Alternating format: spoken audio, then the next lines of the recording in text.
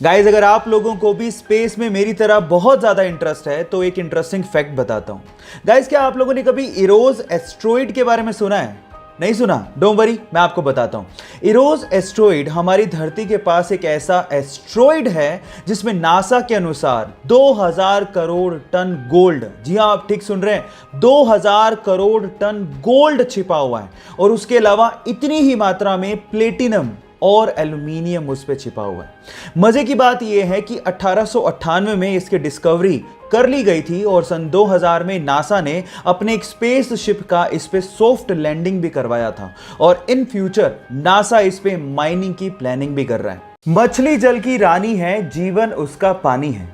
Guys ये लाइनें आप लोगों ने बचपन में जरूर सुनी होंगी और उसको सुन के ये अंदाजा लगा दिया होगा कि मछली बिना पानी के नहीं रह सकती। लेकिन एक मछली ऐसी है जो कि इन लाइनों को गलत साबित करती है। जी हाँ गाइस आप ठीक सुन रहे हैं, एक मछली ऐसी है जो कि बिना पानी के ना सिर्फ जिंदा रह सकती है, वो जमीन पे चल भी सकती है और पहाड़ों पे चढ़ भी सकती है।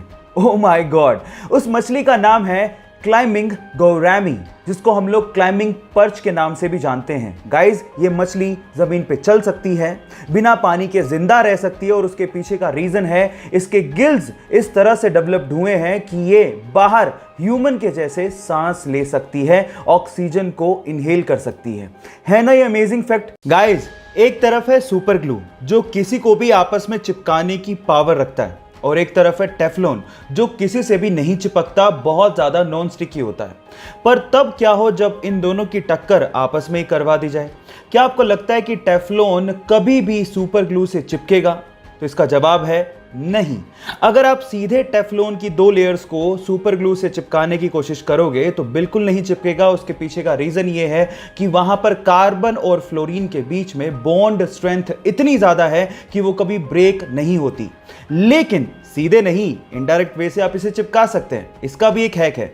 इसके लिए आपको क्या करना है, दो टेफ्लॉन की लेयर्स के बीच में एक प्राइमर लगाना है और उसके बाद अगर आप सुपर ग्लू अप्लाई करते हैं तो ये आपस में उस मजबूती से चिपक जाएंगे जो आपने कभी सोचा भी नहीं होगा। गाइस अक्सर आप लोगों ने ये देखा होगा कि किसी भी असेंबल्ड चीज के छोटे पार्ट से लेके बड़े पार्ट के ऊपर उस कंट्री का नाम लिखा होता है जहां पर वो चीज बनाई गई है, जैसे कि made in India, made in US, made in Korea, ये आपने सुना होगा।